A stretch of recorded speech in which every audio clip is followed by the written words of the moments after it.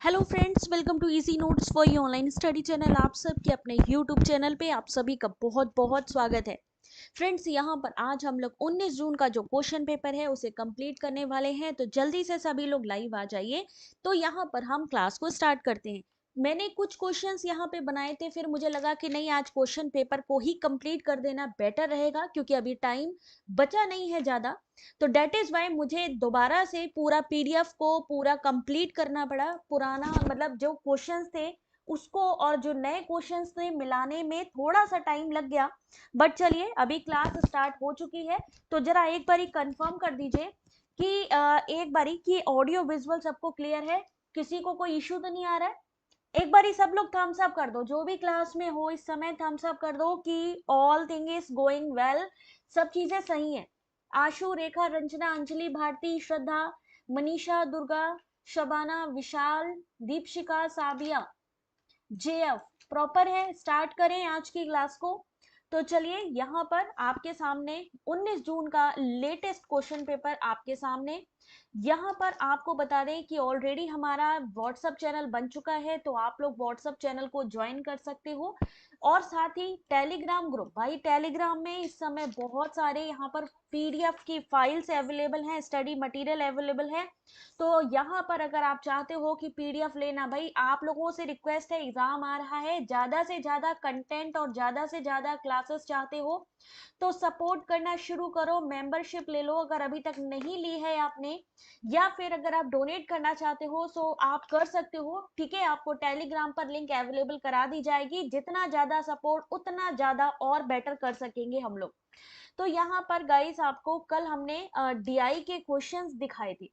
DI के questions आप लोगों ने करे होंगे, आई होप। किस तरीके से सॉल्व करना है सबको कल समझ में आ गया। यहाँ पर ये क्वेश्चन पेपर जो है आपका यूजीसी नेट पेपर 1 है। ठीक है, फर्स्ट पेपर यूजीसी नेट का जो फर्स्ट पेपर है वो है। ठीक है, ये कंपलसरी पेपर होता है, एप्टीट्यूड टेस्ट होता है जिसमें आपकी डीआई भी आता है, आपका रिसर्च एप्टीट्यूड भी आता है। तो यहाँ पर आपके सामने डीआई के क्वेश्चंस कल मैंने सॉल्व करवाए थे। ठीक है, ये पीडीएफ मैंने अपलोड कर दी है, आप लोग चेक कर सकते हो। उसके बाद मैंने कुछ थ्योरी यहाँ पर क्वेश्चन करवाए थे। तो जरा एक आध क्वेश्चन, हाँ चलिए, एक क्वेश्चन यहाँ पर हम आपसे पूछ लेते हैं, क्वेश्चन नंबर 11। देखते हैं कि कल वाले क्वेश्चन याद है या नहीं। क्वेश्चन नंबर 11 का जल्दी से एक बार आंसर करिए, मुझे देखना है कि सबको याद है कि सब भूल गए। एक अनुपस्थितता संबंधी व्यवहार को निम्न में से क्या कहा जाता है, जिसमें बच्चे अपने माता पिता की पूर्व अनुमति के बिना जानबूझकर कक्षा अथवा विद्यालय की कक्षा से बाहर की गतिविधियों से अनुपस्थित रहते हैं। रेखा, सारे पीडीएफ अभी मैं दिखाती हूँ आप लोगों को, डायरेक्टली वेबसाइट से बेटा डाउनलोड करने हैं आप लोगों को। कल मैंने वेबसाइट का लिंक भी शेयर किया था टेलीग्राम पे। अगर आपको चाहिए, पूरी पूरी बुक्स अवेलेबल हैं। फाइल सेक्शन पे चेक करो, ऊपर की तरफ जो मैसेज सेंटर होता है ना, नीचे आपके मैसेज होते हैं, कभी उसके ऊपर देखा करो, क्लिक किया करो, वहां से फाइल सेक्शन आपको मिल जाएगा। चलिए ध्यान से देखिए, यहाँ पर इस क्वेश्चन का सही आंसर ऑप्शन नंबर डी, पलायनशीलता। क्वेश्चन नंबर 11 कर दिया था, 12 हो गया था, 13, 14, 15, 16। तो क्वेश्चन नंबर 15 तक कल हो गए थे, आज क्वेश्चन नंबर 16 आपके सामने है। और यहाँ पर क्वेश्चन है, जल्दी से सबका ध्यान होना चाहिए स्क्रीन पे। क्वेश्चन नंबर 16, कौन सा पद व्यक्तिगत स्थान से संबंधित मानव संप्रेषण व्यवहार का वर्णन करता है।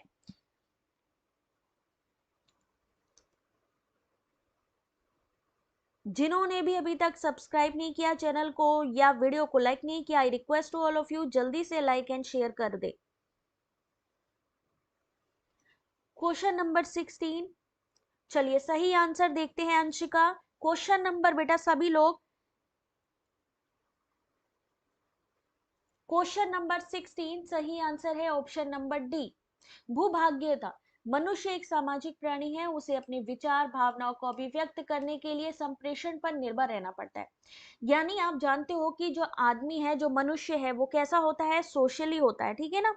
सोशल कल्चर में रहता है और वहां पर उसे कम्युनिकेशन करना जरूरी होता है। तो भूभाग्यता नामक व्यक्तिगत स्थान से संबंधित मानव संप्रेषण व्यवहार का वर्णन करता है।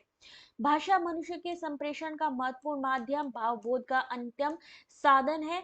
संप्रेषण के विभिन्न माध्यम हो सकते हैं: डाक के द्वारा, कुरियर सेवा, telephone, Telegram, internet, fax, email और वॉइस मेल। Question number 70। यहाँ पर मैं जल्दी जल्दी आप लोगों को क्वेश्चन दिखाने वाली हूँ, क्योंकि स्पीड मैनेजमेंट होना जरूरी होता है। एग्जाम में जब आप जाओगे, दोनों पेपर एक साथ मिलेंगे और दोनों ही आपको 3 घंटे में सॉल्व करने हैं। सो आप लोग कोशिश करिए कि 15 से 30 सेकंड के अंदर क्वेश्चन को सॉल्व कर लिए। किन किन स्मृति भंडारण युक्तियों को ऑफलाइन भंडारण माना जाता है? यानी यहाँ पर जो ऑफलाइन जो मेमोरी या स्टोरेज डिवाइसेस हैं, वो इनमें से कौन सी हैं?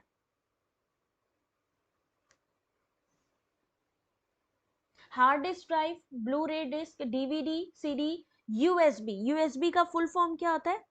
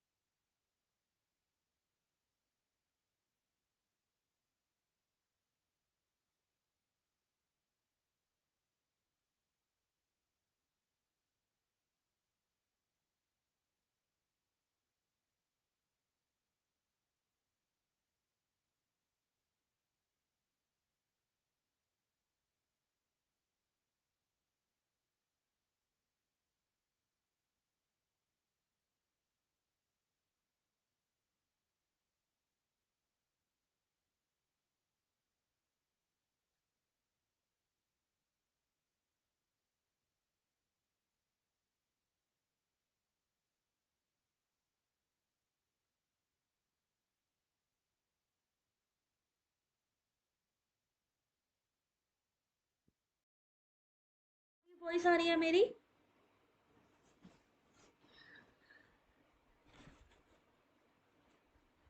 अभी देखिए, सबको मेरी वॉइस आ रही है?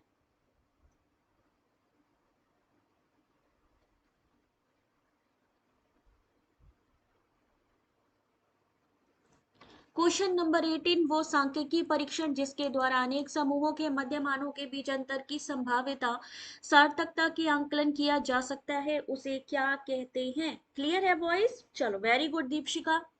अभी देखो अंशिका प्रॉपर आ रही है।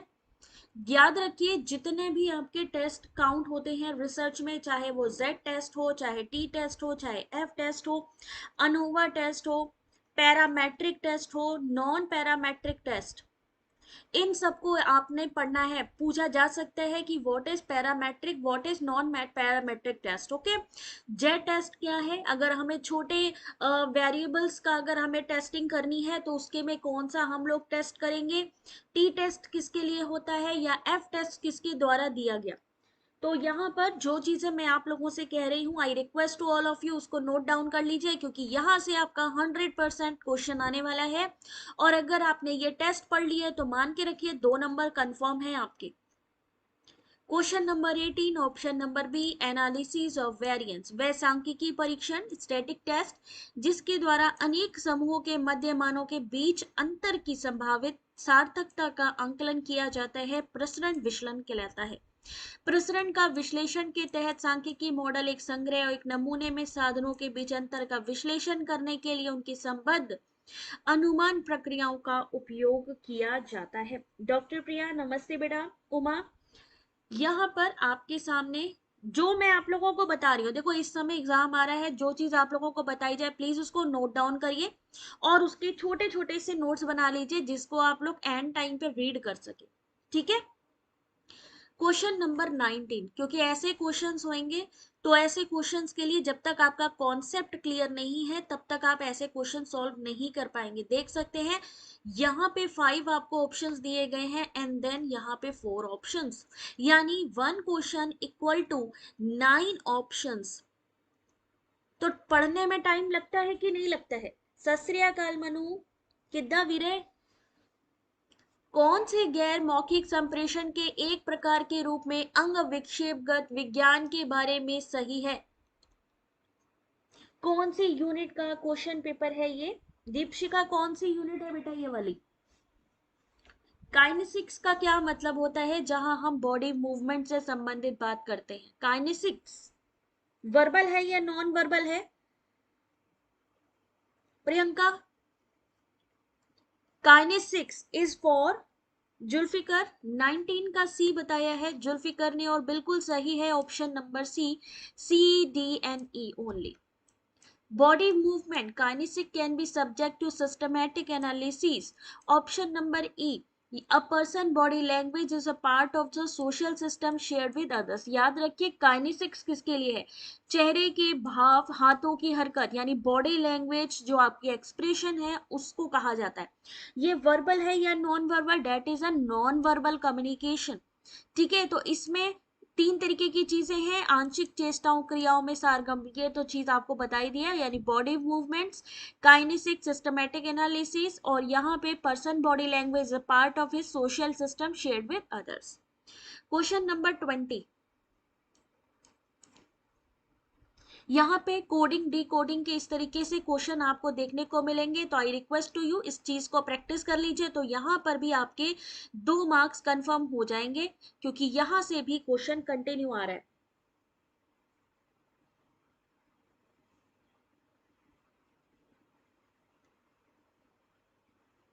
Thank you Deepa. बेटा एक चीज सुनो, पता है क्या होता है, हम लोग कितने भी अच्छे से अच्छे इंस्टीट्यूट में चले जाएं, कोई हमें पास नहीं करा सकता बेटा, है ना। हम अच्छे से अच्छा कंटेंट भी पढ़ लेंगे तो हम पास नहीं हो सकते। अगर मैं यहाँ पे आपसे कहती हूँ कि प्लीज इसको सॉल्व करिए, सॉल्व करने का मतलब है कि यहाँ पर आपको पता चल जाएगा क्या चीज हमें आती है, क्या चीज हमें नहीं आती है, क्योंकि उसके बाद मैं आपको एक्सप्लेनेशन दिखाती हूँ। तो इसीलिए मैं आप सबसे कहती हूँ कि प्लीज अपने पास कॉपी पेंसिल रखिए। टाइम आपको मैं देती हूँ 30 सेकेंड से लेकर के 1 मिनट तक का, आप सॉल्यूशन निकाल सकते हो। तो यहाँ पर क्वेश्चन नंबर 20 आंसर दिखा रही हूँ कैसे आया। टेबल को इन्होंने डिकोड किया है 45 से। टी अल्फाबेटिकल अगर हम बात करें तो टी अल्फाबेट में कितने नंबर पे आता है? 20वें नंबर पे। ए आता है 1 नंबर पे, बी आता है 2 पे, एल आता है 12 पे और ई आता है 5 पे। तो टोटल कितना बना? 40। और उसमें अक्षरों की संख्या यानी 1 2 3 4 5, कितने लेटर है? 5, उनको जोड़ देंगे तो 45 बना। सेम ऐसे ही चेयर में सबको जोड़ दीजिए, अक्षरों की संख्या है 1 2 3 4 5, जोड़ देंगे तो कितना बना? 44। तो correct answer is option number 44। ठीक है, अंडरस्टूड है ना सब कुछ? क्वेश्चन नंबर 21, ये मत सोचा करिए क्लास में बैठे हैं, ये सोचिए हम एग्जामिनेशन सेंटर में हैं और यहाँ पर आपके सामने पेपर आ चुका है, अब आप क्या आंसर करेंगे। क्वेश्चन नंबर 21, आश्रित चर यानी dependent variable can never be, द्विभाजी नहीं हो सकता है, स्वतंत्र चर सदैव द्विभाजी होता है।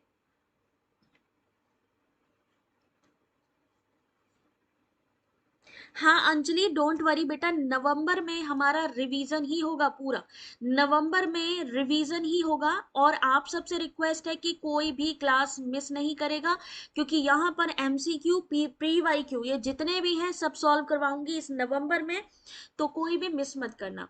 21 का सही आंसर ऑप्शन नंबर बी। ध्यान से देखिए, दोनों ही सही नहीं। आश्रित चर वो चर होता है जिसका वैज्ञानिक प्रयोग में परीक्षण किया जाता है। जैसा कि आप जानते हैं एक्सपेरिमेंटल में किस पे क्या करा जाता है भाई? आश्रित चर होता है, परीक्षण किया जाता है, किस पे निर्भर होता है? स्वतंत्र पे यानी इंडिपेंडेंट चर पर निर्भर होता है। जैसे ही प्रयोगकर्ता स्वतंत्र चर को बदलता है, आश्रित चर में परिवर्तन देखा जा सकता है। आश्रित चर द्विभाजी हो सकता है। वैज्ञानिक प्रयोग में बदलते या नियंत्रित करते समय स्वतंत्र चर वो चर हैं जिन्हें प्रयोगकर्ता अपने आश्रित चर का परीक्षण करने के लिए बदलता है। स्वतंत्र चर सदैव द्विभाजी नहीं होता। भाई हम किस पे एक्सपेरिमेंट करते हैं? हम इंडिपेंडेंट पे करते हैं। इंडिपेंडेंट का मतलब है स्वतंत्र चर पे हम परीक्षण करते हैं। असर किस पे देखते हैं? हम आश्रित चर पे देखते हैं। ये क्वेश्चन में पूछा जाता है हमेशा, किस पे हम टेस्टिंग करते हैं और किस पे हम उसका इफेक्ट देखते हैं। बिल्कुल पूज्या, मैंने आपको ये क्वेश्चन पेपर करवाया था और अभी मैं दिखाती हूँ, डीआई भी मैंने सॉल्व करवाई थी। अभी जो कल क्वेश्चन होगा, कल उसमें फिर से डीआई पहले आएगी तो मैं वो फिर सॉल्व करवाऊंगी। Question number 22, see the length of question number 22। जो भी क्वेश्चन दिखने में प्रॉब्लम करे या आपको लगे कि प्रॉपर नहीं दिख रहा है, क्योंकि काफी ज्यादा यहाँ पे लेंदी क्वेश्चंस है, ठीक है ना, तो आप लोग मुझे एक बार इन्फॉर्म कर देना और फिर मैं आपको वो पीडीएफ तो दूंगी ही, तो आप लोग डायरेक्टली उसको पढ़ लेना। यहाँ पे कोपेनहेगन 1992 की बात करी गई है। सीएफसी एचएफसी जो गैसेस है उनके बारे में बात की गई है। हेलो ओपी, ध्यान से देखिए क्वेश्चन नंबर 22, मैं डायरेक्टली आंसर पे चलती हूँ। सही आंसर है ऑप्शन नंबर डी, यानी पहला गलत और दूसरा सही। पहला गलत है और दूसरा सही। अब मॉन्ट्रियल प्रोटोकॉल ओजोन परत को क्षीण करने वाले पदार्थों का चरणबद्ध तरीके से समाप्त कर ओजोन परत की सुरक्षा के बारे में अंतरराष्ट्रीय संधि है। अगर आपसे पूछा जाए कि मॉन्ट्रियल प्रोटोकॉल किसके लिए है, तो ओजोन परत को संरक्षित करने के लिए है। इस संधि को कब लाया गया था? नहीं दिख रहा ना सृष्टि, दैट इज वाई मैंने आपसे कहा कि डोंट वरी, मैं आंसर दिखा रही हूं। आई होप कि आंसर सबको दिख रहा होगा। मॉन्ट्रियल प्रोटोकॉल कब आया था? आयुष कब आया था बेटा, जल्दी से बताइए। यहाँ स्क्रीन पे जो भी मैं क्वेश्चन पूछती हूँ स्क्रीन पे होता है, अगर आपकी नजर बाज की है तो आराम से क्वेश्चन को आंसर कर लोगे। असलम कौन सा होगा यहाँ पे? 16 सितंबर 1987 को प्रस्तावित किया गया। एक्टिव कब हुआ? 1 जनवरी 1989, यानी 1 जनवरी 1989। इस प्रोटोकॉल के तहत ओजोन अवक्षयकारी पदार्थ क्लोरोफ्लोरोकार्बन को प्रतिस्थापित करने वाले हाइड्रोफ्लोरोकार्बन को भी चरणबद्ध तरीके से हटाने का निर्णय लिया गया। सीएफसी की तुलना में एचएफसी का जो लघु जीवन काल होता है और इनमें क्लोरीन और ब्रोमीन नहीं होता है। यानी आपसे एचएफसी, सीएफसी, मॉन्ट्रियल, ठीक है, ओजोन डिप्लेशन, इन सब से क्वेश्चन पूछे जाते हैं। तो I request to all of you, इनको अच्छे से पढ़ लीजिएगा। एग्जाम दिसंबर में 3 पढ़ रहे हैं? अरे भाई देखो, जो एग्जाम सामने दिखे, जिसमें टाइम मिले वो दे देना, अगर टाइम नहीं मिले फिर तो कोई ऑप्शन ही नहीं है। चलिए, ये क्वेश्चन नंबर 23 बताएगा कोई कौन से यूनिट का क्वेश्चन है, क्योंकि मैं कंटिन्यू यूनिट वाइज क्वेश्चन से करती हूँ। स्टार यादव नमस्ते, आंसर करिए इस क्वेश्चन का। मोना, ओजोन दिवस कब मनाया जाता है? हर बार पूछा जाता है एग्जाम में। ओजोन डे कब मनाया जाता है? 16।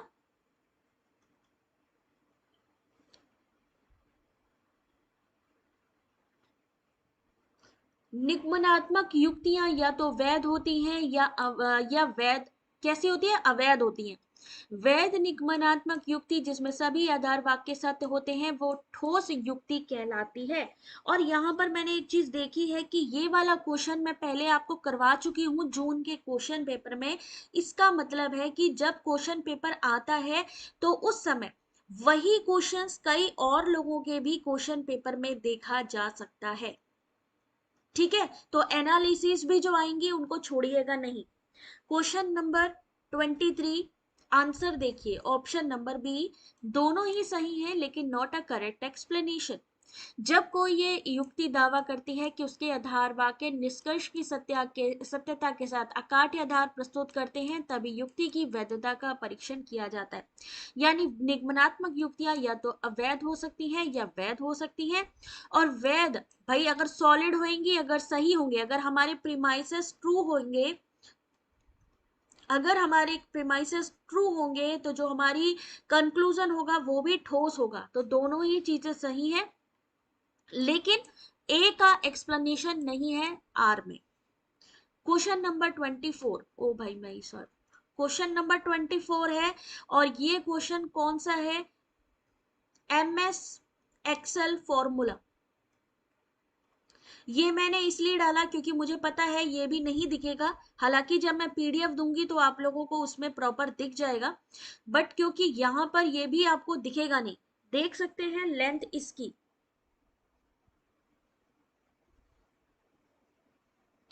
क्वेश्चन नंबर 24,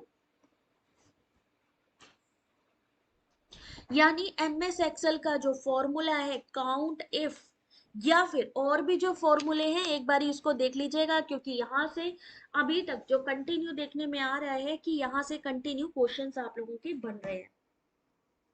क्वेश्चन नहीं दिख रहा होगा, तो क्वेश्चन नंबर 24 का आंसर मैंने दे दिया है, आप लोग एक बार पीडीएफ में पढ़िएगा तो आप लोगों को समझ में आ जाएगा ना। ये चलिए क्वेश्चन नंबर 25, उच्च शिक्षा के संबंध में, यानी यहाँ पर राष्ट्रीय शिक्षा नीति 1986 की बात की गई है। उच्च शिक्षा के संबंध में राष्ट्रीय शिक्षा नीति 1986 में किस किस की साकार कल्पना की गई थी। अब इन्होंने एनईपी से तो क्वेश्चन डाला है, बट एनईपी जो सेकंड थी वहां से क्वेश्चन है जो कि आपकी 1986 में आई थी।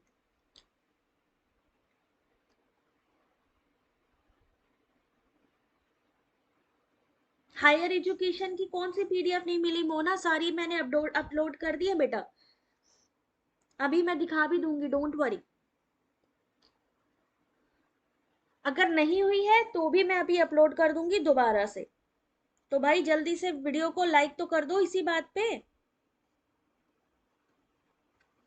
यहाँ पर 1986 की नेशनल एजुकेशन पॉलिसी से रिलेटेड एक क्वेश्चन, आंसर देखिए, सही आंसर है ऑप्शन नंबर सी, यानी option number B, option number C, option number D and option number A. राष्ट्रीय शिक्षा नीति 1986 के अनुसार सभी को शिक्षा के लिए समान अवसर प्रदान करने की बात की गई थी। शिक्षा प्रदान करने का माध्यम मातृभाषा क्षेत्रीय भाषा को बनाया। शिक्षा को प्राथमिक शिक्षा, उच्च प्राथमिक शिक्षा, माध्यमिक शिक्षा, उच्च माध्यमिक शिक्षा, उच्च शिक्षा में विभाजित किया गया, यानी डिवाइड किया गया। इसमें कल्पना की गई संस्थाओं का समेकन या विस्तार, यानी consolidation and expansion of institution.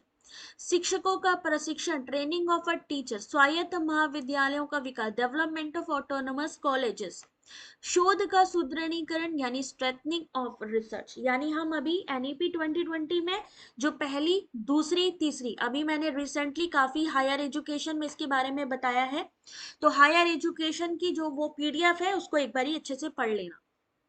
Question number 26,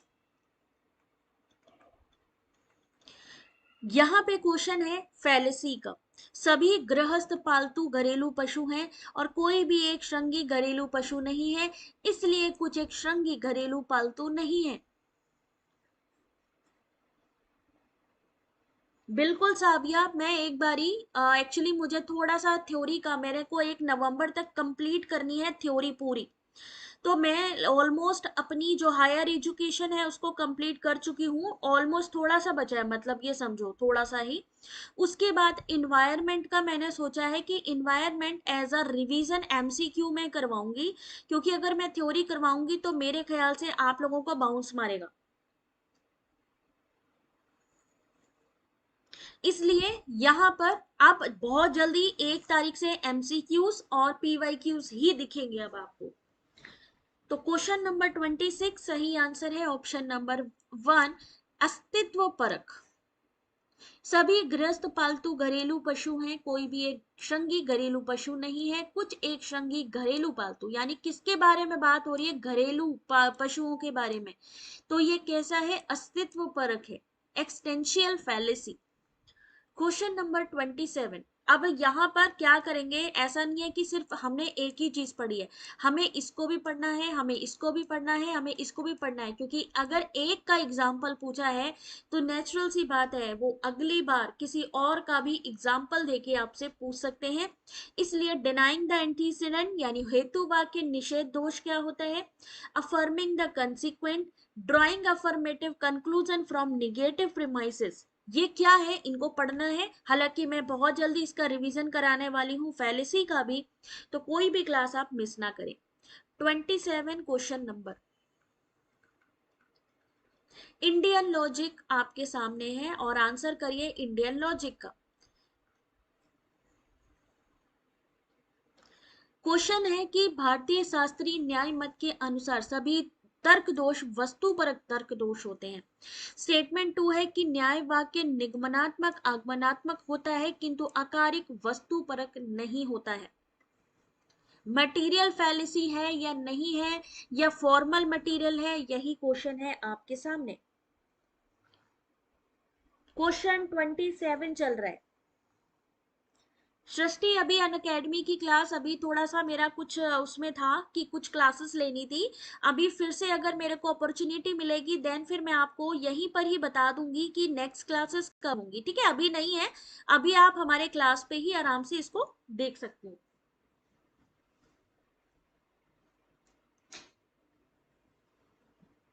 चलिए क्वेश्चन नंबर 27 सही आंसर है ऑप्शन नंबर बी, हालांकि एनटीए ने इस क्वेश्चन में सी को सही माना है। न्याय वाक्य निगमनात्मक आगमनात्मक के साथ साथ अकारिक वस्तुपरक भी होता है और भारतीय शास्त्रीय न्याय मत के अनुसार सभी तर्क दोष वस्तुपरक तर्क दोष नहीं होता है। सही आंसर होना चाहिए था बी, लेकिन एनटीए ने कहा है सी। अब आप लोग इसको क्रॉस चेक कर सकते हैं, ठीक है। क्वेश्चन नंबर 28, फिर से एक एग्जांपल, स्विट्जरलैंड में 48% प्रोटेस्टेंट, हाइडी ग्लिंसिंग एक स्विस नागरिक है, इसलिए हाइडी ग्लिंसिंग 48% प्रोटेस्टेंट, इस युक्ति में कौन सा तर्क दोष है।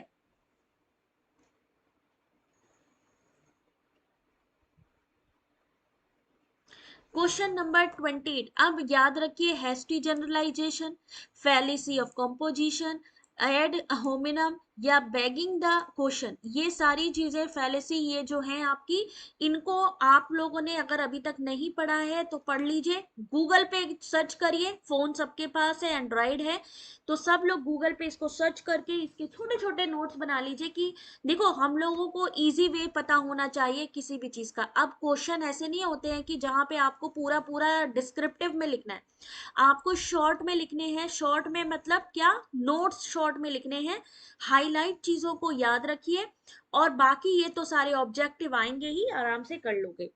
तो क्वेश्चन नंबर 28 आप लोगों में से सी आंसर भी दिया गया है और बी, बी वाले सही है।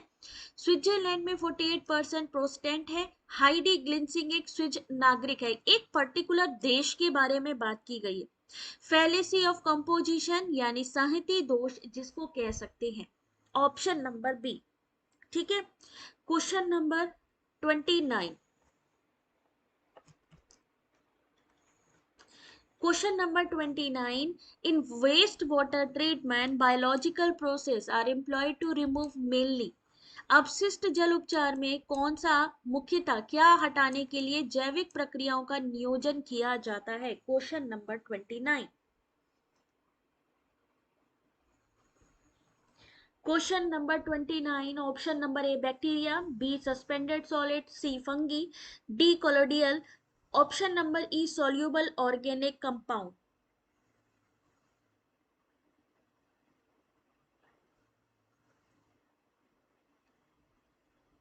चलिए देखते हैं इस क्वेश्चन का सही answer. Question number 29 option number B, D and E, colloid and soluble organic compound. अपशिष्ट जल उपचार एक ऐसी प्रक्रिया है यानी वाटर ट्रीटमेंट बायोलॉजिकल प्रोसेस जिसमें कि दूषित पदार्थ को निकाला जाता है और उसको शुद्ध जल में परिवर्तित किया जाता है।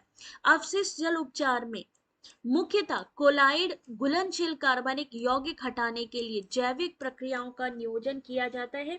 याद रखिए कुछ क्वेश्चन ऐसे होते हैं जो सेम टू सेम रिवाइज्ड होते हैं, यानी दोबारा से पूछे जा सकते हैं।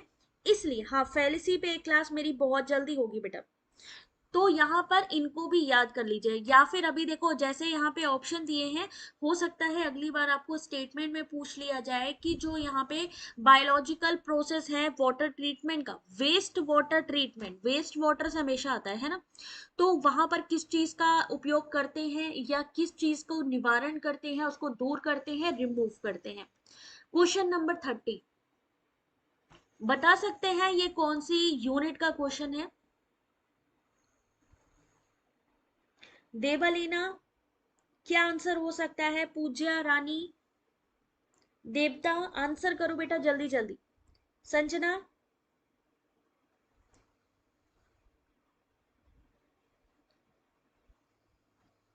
क्वेश्चन है कि किस भारतीय विचारक ने धार्मिक सत्य यानी तत्व कथा के अर्थ की सिद्धि के लिए 5 कदमों का प्रतिपादन किया जो डेवी के शिक्षा सिद्धांत में अधिगम के अभिप्राय से अत्यधिक मेल खाती है? यहाँ पर एजुकेशन वाले हैं कोई? एजुकेशन सब्जेक्ट वो बता पाएंगे आई थिंक। ये किस ईयर का पेपर है सीमा? यहाँ पे आपका ये जून का पेपर है, जून 2023, यानी अभी जो 3-4 महीने पहले जून में जो एग्जाम हुआ है ये उसका पेपर है। और 19 जून का पेपर है, एक्सक्लूसिव है क्योंकि ये कहीं पर भी विद सॉल्यूशन अवेलेबल नहीं है। तो इस बात पे भाई जल्दी से एक बार लाइक और शेयर कर दीजिए अपने फ्रेंड्स को, जिनको भी आप ऐड करना चाहते हैं यूट्यूब पे ऐड कर सकते हैं। बहुत सारा स्टडी मटेरियल टेलीग्राम पे आपका वेट कर रहे हैं, टेलीग्राम यूज करिए, वेबसाइट यूज करिए, ठीक है? ये सारी चीजें आप सभी के लिए हैं, यूटिलाइज करिए। क्वेश्चन नंबर 30 सही आंसर है option number D, Vachaspati Mishra. भारतीय विचारक वाचस्पति मिश्र ने धार्मिक सत्य के अर्थ की सिद्धि के लिए 5 कदमों का प्रतिपादन किया जो डेवी के शिक्षा सिद्धांत में अधिगम के अभिप्राय से अत्यधिक मेल खाती है। वाचस्पति मिश्र भारत के दार्शनिक थे जिन्होंने अद्वैत वेदांत भावती नामक संप्रदाय स्थापित किया। वाचस्पति मिश्र ने नव्य न्याय दर्शन पर आरंभिक कार्य किया और मिथिला के 13वीं शताब्दी के गंगेश उपाध्याय ने इसको आगे बढ़ाया। Question number 30 option number D. Count करते जाना कितने सही आंसर किए। ये देखो रिवाइज्ड है क्वेश्चन, जून के क्वेश्चन पेपर, जून 2023 में ही ये क्वेश्चन 3 बार आ चुका है, जून 2023 में ही 3 बार आ चुका है। अब यहाँ पे आपको डिक्रीजिंग ऑर्डर में लगाना है, arrange the following group of terms in order of decreasing extension. अब जो सिलेबस में रह गया है उसके लिए अगर देखो हमारे पास अगर बुक है तो एक स्टोरी की तरीके एक रात पकड़ लो और उस स्टोरी की तरीके उसको रीड कर लो। उसमें जब स्टोरी पढ़ो तो उसमें एक हाइलाइटर लेके बैठो और उस हाइलाइटर से जो इंपॉर्टेंट पॉइंट है उसको हाईलाइट करते जाओ, दिमाग में ऑटोमेटिकली बैठा जाएगा। अगर नहीं हो सकता है कोई बात नहीं, उस पर्टिकुलर यूनिट के एमसीक्यूज PYQs सॉल्व करना शुरू करो। मेरी जितनी भी क्लासेस हैं आपको यूनिट वाइज मिलती हैं क्योंकि हम कोई भी यूनिट छोड़ते नहीं है, है ना? जैसे हम चैप्टर पढ़ते हैं ना, हम चैप्टर के तरीके आप लोगों को करवाते हैं। ये नहीं है कि सब एक साथ मिक्स कर दिया और पता ही नहीं चला हमें क्या आता है क्या नहीं। तो इसीलिए आप लोग भी ऐसे ही तैयारी करो। 31 सही आंसर है ऑप्शन नंबर डी, यानी पशु पहले आएगा, फिर स्तनपायी आएगा, फिर बिड़ाल आएगा और फिर बाघ आएगा। क्वेश्चन नंबर 32, ये क्वेश्चन हर बार आता है और आपसे दो चीजें पूछी जाती हैं, what is LMS, LMS software कौन कौन से हैं, ठीक है? और इससे जुड़ा स्टेटमेंट वाला क्वेश्चन किस लिए, क्योंकि इस समय जो आपकी एजुकेशन है वो डिजिटलाइज हो गई है। कैसी हो गई है? डिजिटलाइज हो गई है। डेट इज वाई आपकी एलएमएस पे यानी लर्निंग मैनेजमेंट सिस्टम पे सबसे ज्यादा जोर दिया जा रहा है। दीपशिका आपकी शिफ्ट में था, सोशलॉजी के पेपर में भी था, क्या बात है, नमस्ते अभी। इसीलिए मैं कह रही हूँ जो पाएगा, देखो अभी मैं बता रही हूँ ना, मैंने 10 क्वेश्चंस प्रिपेयर किए थे कि चलो 10 क्वेश्चंस दिखाऊंगी, फिर मैंने कहा नहीं यार इसको निपटाऊंगी क्योंकि 2022 के भी सारे पेपर करवाऊंगी और 2023 के भी सारे पेपर करवाऊंगी। तो अगर ये सारी चीजें चाहिए तो भाई सपोर्ट तो बनता ही है। Please I request to all of you, membership है केवल 89 रुपीज, 90 रुपए केवल। आप लोग सपोर्ट करिए जिससे मैं ज्यादा से ज्यादा पीडीएफ, ज्यादा से ज्यादा कंटेंट आप लोगों को प्रोवाइड कर सकूं। क्वेश्चन नंबर 32, सही आंसर ऑप्शन नंबर 1 काहुट, और option number sorry option number B Canvas, और option number D Moodle. Canvas and Moodle, पढ़ लीजिए इसके बारे में। What is LMS? एलएमएस एक ऐसा सॉफ्टवेयर प्लेटफॉर्म है जो शैक्षिक पाठ्यक्रम प्रदान करता है, शिक्षकों और छात्रों के लिए आभासी शैक्षिक वातावरण प्रदान करता है, जैसे कि Moodle, canvas, mind flash, black board learn, Skype या स्प्रिंग लर्न। यानी यहाँ पर वो क्या करता है, आपको कंटेंट भी प्रोवाइड करता है, कम्युनिकेशन भी प्रोवाइड करता है, एक मैनेजमेंट सिस्टम है। जैसे यूट्यूब क्या करता है, यूट्यूब में क्या होता है, यूट्यूब में आप अपने कंटेंट प्रोवाइड करते हो थ्रू वीडियो, तो वो आपके वीडियो अरेंज करता है। आप अगर कोई पोस्ट करते हो तो उसको अरेंज करता है ना। अगर आप कोई ऑडियो शेयर करते हो उसको अरेंज करता है। तो एक प्लेटफॉर्म है, तो वही चीज है यहाँ पे। एलएमएस आमतौर पर पाठ्यक्रम सामग्री बनाने, प्रबंधित करने यानी मैनेजमेंट करने, शिक्षकों छात्रों के बीच कम्युनिकेशन, सहयोग सुविधा बनाने, छात्र के प्रदर्शन का एवेल्युएशन यानी आकलन करने के लिए जाना जाता है। इसमें ऐसे टूल होते हैं, मान लीजिए क्विज हो गया, क्विज हो गया है ना, क्विज मेकिंग हो गई, क्विज बना सकते हो, लाइव क्लासेस ले सकते हो, या रिकॉर्डेड वीडियो देख सकते हो। ये सारी चीजें किसमें होती है, एलएमएस में। उसके एग्जाम्पल हैं कैनवास और मूडल। मूडल का फुल फॉर्म बताएगा कोई?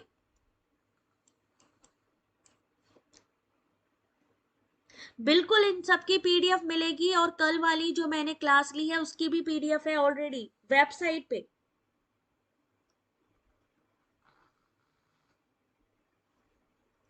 मूडल का फुल फॉर्म, क्योंकि मूडल का फुल फॉर्म आ चुका है एग्जाम में, कोई बता सकता है what is the full form of Moodle?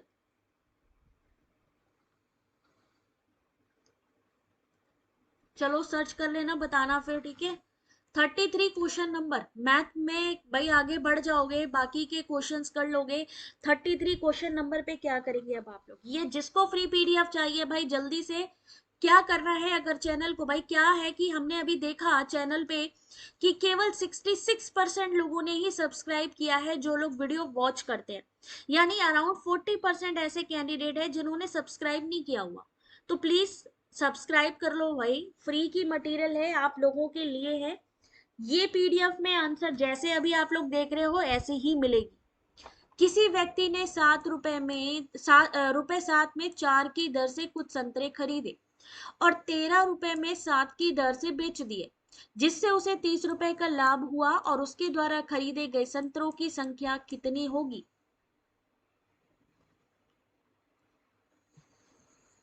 Very good Deepshikha, modular objective oriented dynamic learning, very good बच्चा, बहुत बढ़िया। गीता क्या आंसर होगा क्वेश्चन नंबर 33? मुक्ति रानी, अंकिता करेक्ट आंसर। ऐसे क्वेश्चन में मैडम अपने को समझ में नहीं आता, दिमाग वो हो जाता है कि करें क्या, तो चलो कोई बात नहीं, दिखा देती हूँ मैं यहाँ पे। इन्होंने कहा संतरों का कुल विक्रय मूल्य 17 रुपए, किसी व्यक्ति ने 7 की दर से कुछ संतरे खरीदे, 7 में 4 की दर से खरीदे, और बेचे कितने में, 13 में से 7 की दर से बेच दिए, जिससे उसे 30% का लाभ हुआ। फॉर्मूला क्या यूज करेंगे, लाभ का फॉर्मूला यूज क्या करेंगे? लाभ इक्वल टू विक्रय मूल्य, यानी जिसपे बेचा गया, जिसे हम कह सकते हैं सेलिंग प्राइस। क्रय मूल्य जो परचेस किया हमने, सेम फॉर्मूला लगा देंगे, आंसर निकलेगा x इक्वल टू 280। सही आंसर इसका ऑप्शन नंबर बी। यहाँ पे सिंपल सा क्वेश्चन है, जिसे आपको सिर्फ इतनी ही चीज सॉल्व करनी है। अगर आपने इतना सॉल्व कर लिया, अब आप कहोगे मैम ये 28 कैसे हुआ, क्योंकि 7 और 4 का एलसीएम लिया गया है नीचे। जितने का भी एलसीएम लीजिए आप, ऊपर उतने का मल्टीप्लाई हो जाएगा। अगर मान लीजिए 7 और 4 है, इसका हमें लेना है क्या, एलसीएम 4 लिया। अब 7 के टेबल में 4 ये कितनी बार में आया, 4 बार में आया। ऊपर कितना लिखा था, 13x, तो हम क्या करेंगे 4 इंटू 13x कर देंगे, तो कितना आएगा, 52x आएगा। सेम ऐसे ही 4 के टेबल में 28 कितनी बार में आता है, 7 बार में आता है। तो यहाँ पे 4 के ऊपर क्या लिखा है, 7x, तो 7x को इंटू 7 कर दो, कितना हो गया 49। यहां पर कैलकुलेशन समझ में आ गई। सेम यही इसी तरीके से कैलकुलेशन करना है। कोई बात नहीं दीपिका, गलत कर करके ही सीखा जाता है बेटा, करना आना चाहिए। अगर हम लोग यही डरते रहेंगे कि हमारा गलत हो जाएगा तो हम सीखेंगे कब? ठीक है, कोई टेंशन नहीं है। राष्ट्रीय शिक्षा नीति 2020 का उद्देश्य है कि उच्च शिक्षा के क्षेत्र में सकल नामांकन यानी जीईआर को बढ़ाकर 2035 तक कितना किया जाए। अगर हम गलत कर रहे हैं मतलब हम कुछ कर रहे हैं, अगर हम कर ही नहीं रहे हैं तो फायदा क्या? The aim of National Education Policy 2020 is to increase the gross enrollment ratio in higher education by 2035. Ritika ने कहा है 50%। सही आंसर है 50%। Very good job. एनईपी 2020 को कब लाया गया था? क्या कोई बता सकता है एनईपी 2020 कौन सी डेट पे लॉन्च की गई थी? इसने किसको रिप्लेस किया था?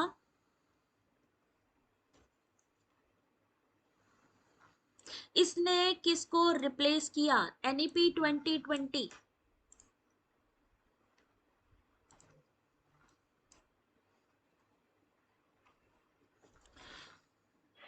1986 की जो एनईपी थी उसको रिप्लेस किया।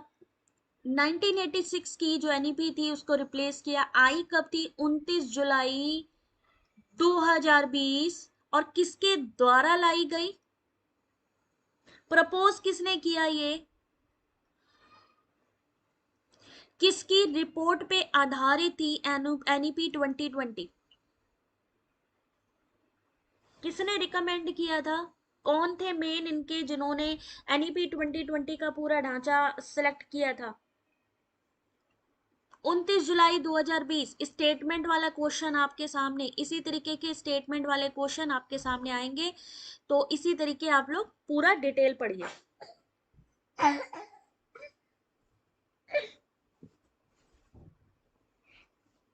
कस्तूरी रंगन, वेरी गुड। कस्तूरी रंगन की अध्यक्षता वाली समिति की रिपोर्ट पर आधारित है। पहली आई थी 1968, 86, 1992। जो 1992 थी जो कि मॉडिफाई की गई, किसने करी थी मॉडिफाई? अभी मैंने आपको रिसेंटली बताया है। किसने 1992 की जो ये नेशनल एजुकेशन पॉलिसी जो मॉडिफाई करी थी, किसने करी थी?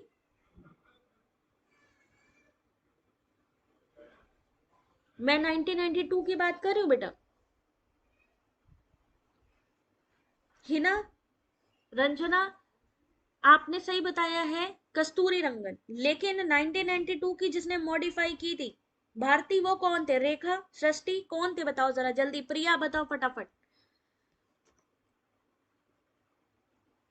जनार्दन रेड्डी। साबिया, जनार्दन रेड्डी भैया, नाम ना भूल जाना।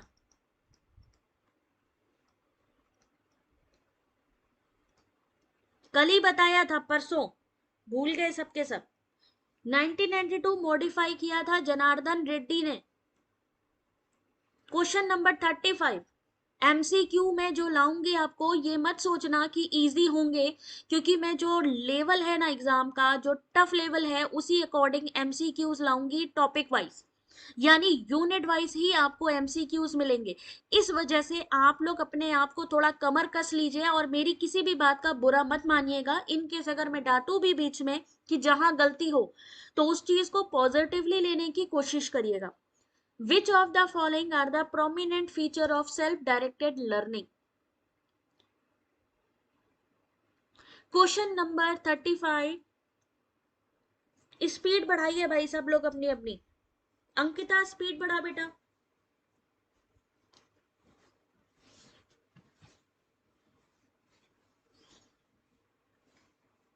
35 का सही आंसर ऑप्शन नंबर बी। कितने घंटे का पेपर है भैया, ये बताओ जरा हमें, कितने घंटे का पेपर है? एक मिनट एंजल, थोड़ा सा, कितने घंटे का पेपर है? 3 घंटे का पेपर है। कितने घंटे हो गए क्लास स्टार्ट किए हुए?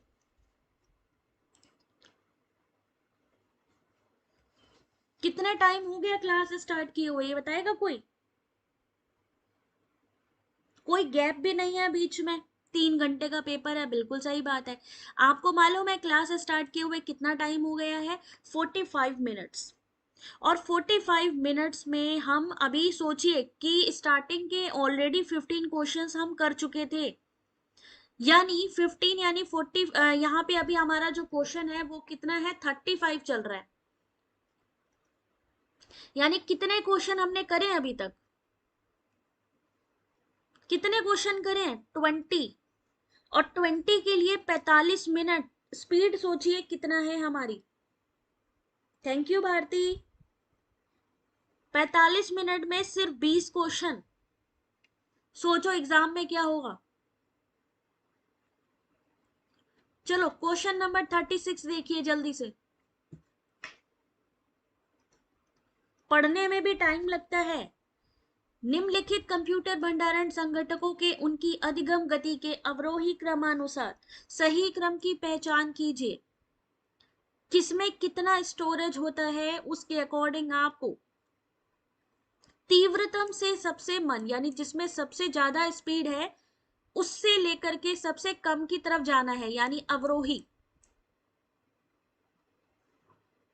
बिल्कुल टफ होगा क्योंकि इस साल का आखिरी एग्जाम होने वाला है दिसंबर, और बहुत सारे बच्चे फॉर्म फिल करेंगे। तो जब ज्यादा बच्चे फॉर्म फिलिंग करेंगे, नेचुरल सी बात है कंपटीशन हाई होगा, क्योंकि सीटें तो उतनी ही है ना। क्वेश्चन नंबर 36, क्वेश्चन नंबर जरूर लिखो बेटा। जुल्फिकर ने कहा डी, बिल्कुल करेक्ट आंसर बेटा। यहां पर पहला आंसर होगा तीव्रतम, सबसे तेज कौन सी है? रजिस्टर हो गया, सीपीयू रजिस्टर, कैशे मेमोरी, मुख्य मेमोरी, मैग्नेटिक डिस्क। सबसे तेज सीपीयू रजिस्टर, कैशे मेमोरी, फिर मुख्य मेमोरी, फिर मैग्नेटिक डिस्क। 37, question number 37। किस आयोग या समिति ने स्वतंत्रता से पहले अवमानक महाविद्यालयों को बंद करने की अनुशंसा की थी? नीतू स्पीड बढ़ाओ बेटा हल्का। क्वेश्चन नंबर 37, क्वेश्चन नंबर जरूर डालिए जिससे कि मुझे याद रहे। राजकुमार बेटा क्या होगा इसका आंसर? रेले आयोग, हंटर आयोग, सैडलर कमीशन, हर्टॉग कमिटी।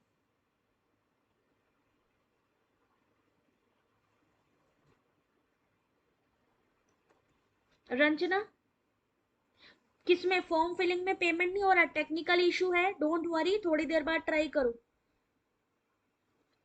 37 सही आंसर देखे हैं, ऑप्शन नंबर 1 रेले कमीशन। सर थॉमस रेले ने भारतीय संस्थानों की वर्तमान भविष्य की जांच संगठन प्रदर्शन को बढ़ाने के लिए सुझाव देने के लक्ष्य से 27 जनवरी 1902 को रेले आयोग की स्थापना की थी। रेले आयोग प्राथमिक माध्यमिक शिक्षा पर कोई रिपोर्ट संभव नहीं थी। उन्होंने कहा आयोग का मुख्य उद्देश्य शिक्षा प्रणाली के स्तर को ऊपर उठाना, भारत में शिक्षा की स्तर में सुधार करना। 1904 में भारतीय विश्वविद्यालय अधिनियम लागू किया गया था आयोग की रिपोर्ट पर।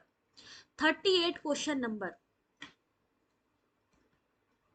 इसको मैं एक बारी जूम कर रही हूं, आप लोग प्लीज इसको एक बारी पढ़ लो, फिर मेरे को थम्स अप करना अगर पढ़ लिया तो।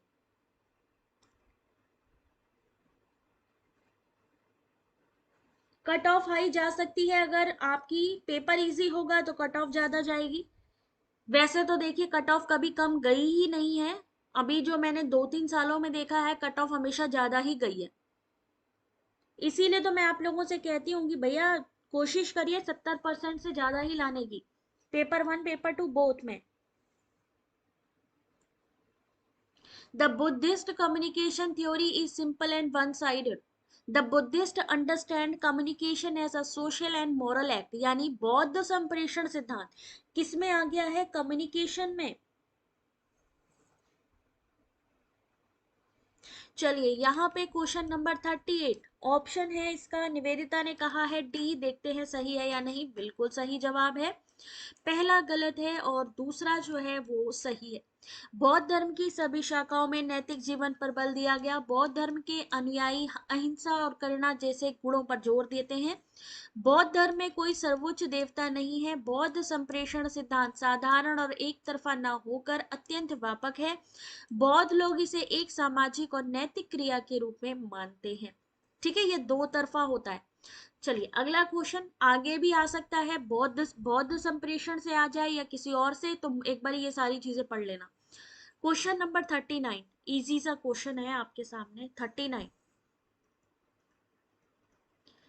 मैचिंग है लैन मैन वैन डब्लू लैन।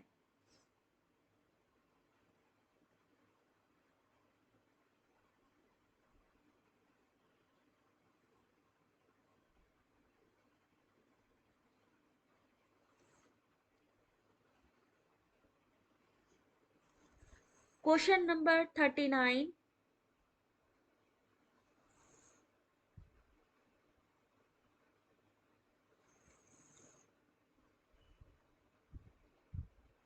चलिए देखते हैं सही आंसर। ऑप्शन नंबर क्या होगा भाई? सही ऑप्शन नंबर 1 होगा इसका सही आंसर। लैन क्या चीज है? That this type of network is found in a building but is connected with cables, यानी एक ही बिल्डिंग में कई कनेक्शंस हो सकते हैं। जैसे पहले क्या होता था, डिश की तारें एक ही घर में को दो दो तीन तीन हो। मैन क्या चीज होती है आपकी? Option number 4, this type of network is found in a geographic region of size of a metropolitan area. WAN क्या चीज होती है? The internet is an example of this type of network. WLAN, this type of network is found in a building but is connected without cable. WLAN क्या होता है? जो without connection के connected होता है। ठीक है, यहां तक सबको क्लियर हो गया कि नहीं हो गया? यहां तक जिसको जिसको समझ में आया एक बारी थम्स अप कर दो, पता लग जाए कितने लोग सो चुके हैं और कितने लोग जाग रहे हैं, क्योंकि रात के बज रहे हैं 10:30। 1 घंटा होने वाला है, यानी आपकी पेपर 1 को कंप्लीट होने में बस थोड़ा ही टाइम रह गया है, तो जागते रहिए जरा। क्वेश्चन नंबर 40, बस अब तो 3-4 क्वेश्चन है भाई, आरसी का क्वेश्चन बाद में करवाऊंगी।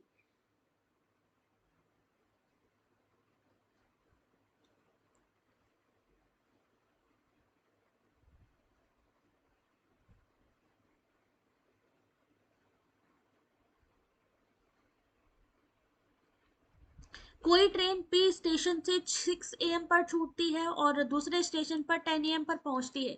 उसी समय दूसरी ट्रेन क्यू स्टेशन से छूटती है और 9:30 बजे स्टेशन पी पे पहुंचती है। दोनों ट्रेनें एक दूसरे को कितने बजे पार करेंगी? जाग रहे हैं ना सब? जागते रहो। दोनों पेपर बेटा अगर आपको क्वालिफाई करना है, देखिए पहली बात तो इन्होंने बोला है कि 40% मिनिमम मार्क्स चाहिए दोनों पेपर के लिए, दोनों पेपर में मिला के 40%, लेकिन 40% पे सिलेक्शन नहीं होता है। पहला क्वेश्चन है आपका, पहले पेपर का 50 क्वेश्चन आएंगे, 50 में से कोशिश करो कि 30 से ऊपर ही क्वेश्चन सही हो जाए आपके। पहले में 30 से ज्यादा क्वेश्चन सॉल्व करने हैं, दूसरे में 100 क्वेश्चन होंगे, कोशिश करिए 70+ यानी 70 से ज्यादा क्वेश्चन आपके सही होने चाहिए।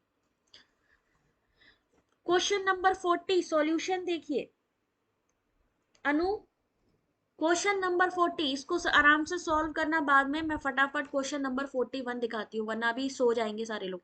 41 क्वेश्चन नंबर, यहाँ पे आपको एक सीरीज दी गई है और ये सीरीज आपको बतानी है कि इसका सही आंसर क्या होगा।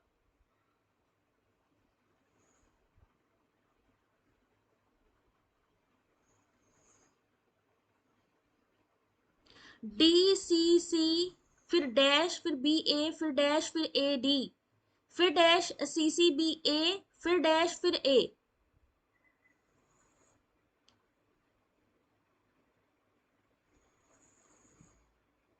41 का सही आंसर दीपशिका ने कहा है 1 और सही आंसर है ऑप्शन नंबर बी। यानी यहाँ पे जो सही सीरीज बन रही है वो है CACBA। ध्यान से देखिए यहाँ पे CBAA, CBAA है ना, सीरीज बनी हुई है, सेम चीज यहाँ पे है CACBA।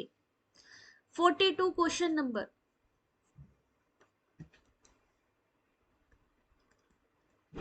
दो संख्याएं ऐसी हैं जिनका गुणनफल 21 के बराबर है और उनके वर्गों का योग है 58, तो दो संख्याओं के बीच का अंतर कितना होगा?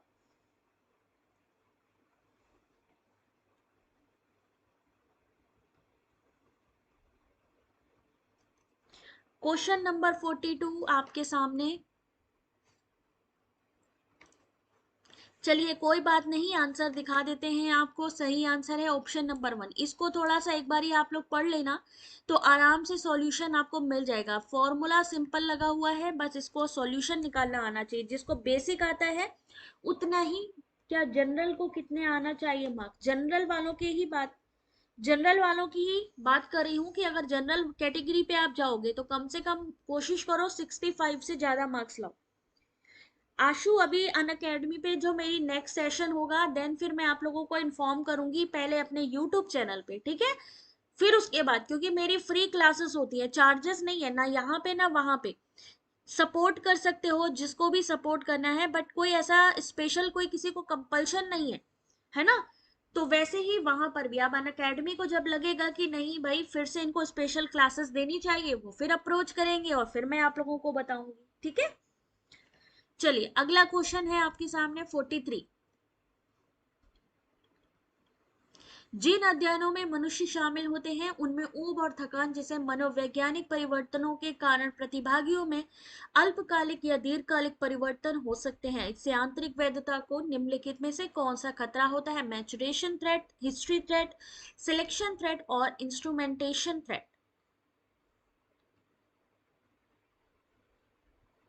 अन अकेडमी के लिए नीतू अभी मेरे को जब फिर से वो लोग अप्रोच करेंगे ना बेटा, मेरे को कुछ ही क्लासेस थी वहां पे, मैं परमानेंट टीचर नहीं हूँ वहां पे, मैं फ्री क्लासेस लेने के लिए हूँ बस।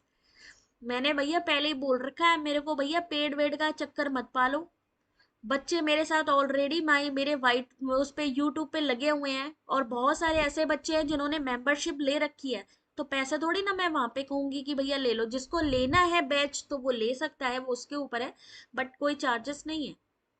तो 43 का सही आंसर ऑप्शन नंबर 1 है, परिपक्व यानी मैच्योरिटेशन थ्रेट।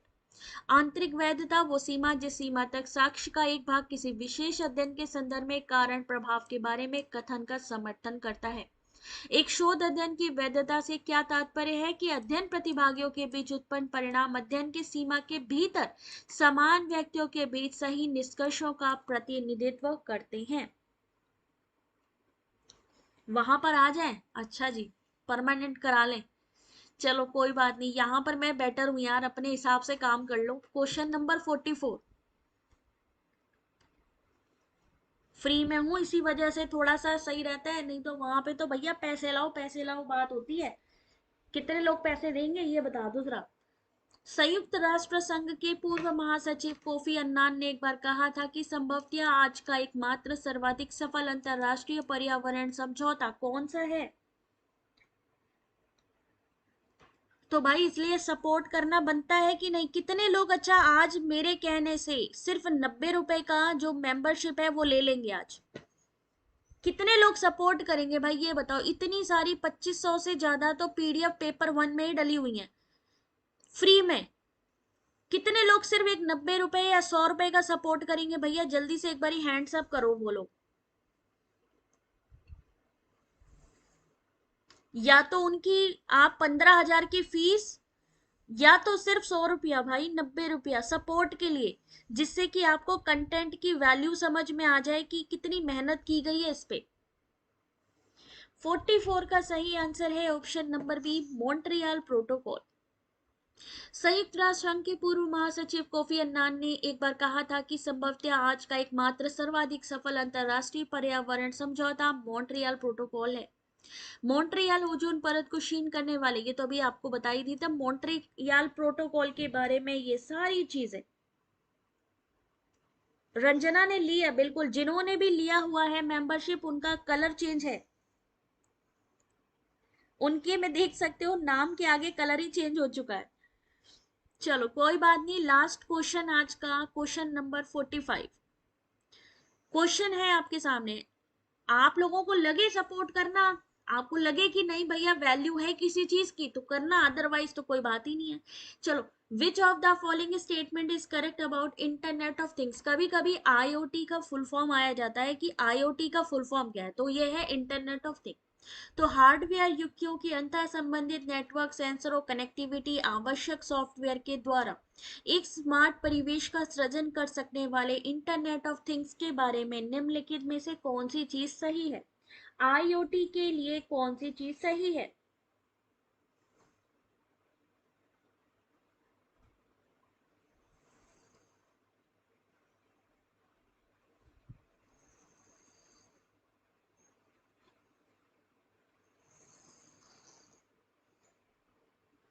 Question number 45। जिसको भी पीडीएफ चाहिए आप लोग प्लीज टेलीग्राम पे ज्वाइन हो जाइए। टेलीग्राम में ऊपर की तरफ आप जरा सा देखेंगे फाइल सेक्शन है और वहां पे सारी फाइलें हैं, सारी पीडीएफ है। उसके अलावा वेबसाइट पे जाएंगे तो वेबसाइट पर भी आपको दिसंबर 2023 के जो यहाँ पे नोट्स जो मैंने आपको क्लासेस ली हैं वो मिलेंगी और साथ ही एक क्वेश्चन पेपर भी मिलने वाला है। Question number 45 option number C internet of things interconnected computing उपकरण मैकेनिकल डिजिटल मशीनों वस्तुओं या लोगों की एक ऐसी प्रणाली जो विशिष्ट पहचानकर्ताओं के साथ प्रदान की जाती है। ठीक है, अभी क्विज स्टार्ट हो चुका है किसमें, अभी देखो क्विज भी स्टार्ट हो रहा है, बच्चे खुद से पार्टिसिपेट कर रहे हैं किसमें, यूजीसी नेट पेपर 1 के टेलीग्राम ग्रुप में। तो पेपर 1 पेपर 2 अगर आप चाहते हो कि पीडीएफ स्टडी मटेरियल मिले, क्विज मिले, तो जल्दी से भाई टेलीग्राम ज्वाइन कर लीजिए। मैं आप लोगों को चाहो तो एक बार दिखा देती हूँ, वेबसाइट भी दिखा देती हूँ, टेलीग्राम पे भी मैं आपको कोशिश करूंगी दिखाने की।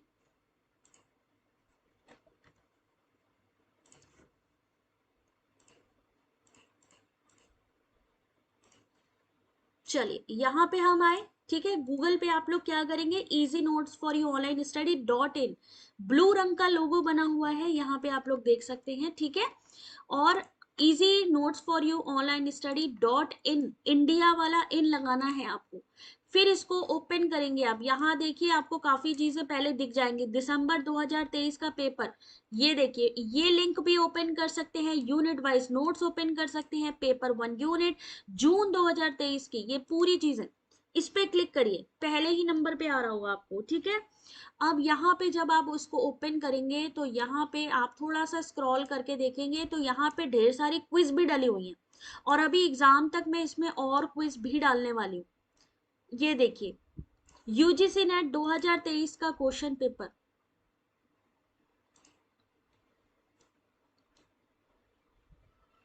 जो मैंने कल करवाया था 19 तारीख का, इससे पहले का, उसके अलावा जो आपके जो अभी जून का एग्जाम हुआ है उसके सारे के सारे ये देखिए क्वेश्चन पेपर, ये सारे के सारे क्वेश्चन पेपर है। आंसर मैं बहुत जल्दी इसमें प्रोवाइड करने वाली हूँ, लेकिन जो आंसर प्रोवाइड किए हैं वो हैं ये देख सकते हैं, 13, 22, 17 जून, 23, 19 जून के क्वेश्चन पेपर ऑलरेडी डले हैं। अब आपको सिर्फ पीडीएफ डाउनलोड करनी है यहाँ से। और ऐसे ही अगर आप थोड़ा सा बैक जाएंगे, यूजीसी नेट आपके सामने मेनू बना हुआ है, इस मेनू पे भी क्लिक करोगे ना, स्टडी मटेरियल में यहाँ पे दिसंबर 2023 का पेपर 1 प्रिपरेशन यूनिट वाइज, इस पे क्लिक करोगे तो जितनी अभी तक की मेरी क्लासेस है ना, सारी पीडीएफ विद वीडियो आपको मिलने वाली है और साइड में तो क्वेश्चंस चल ही रहे हैं। ये देखिए, तो भाई इसके लिए सपोर्ट बनता है कि नहीं। ये देखिए, टीचिंग एप्टीट्यूड की इतनी सारी क्लासेस हैं आपकी, research aptitude, communication, logical reasoning, DI, information technology, NEP 2020। ठीक है भाई, तो अब मैं आपसे मिलूंगी कल की वीडियो में, तब तक के लिए अपना ध्यान रखिए, take care, god bless you. और हाँ भाई, जाने से पहले फीडबैक जरूर दीजिएगा कि क्लास कैसी लगी आप लोगों को। कल मिलते हैं।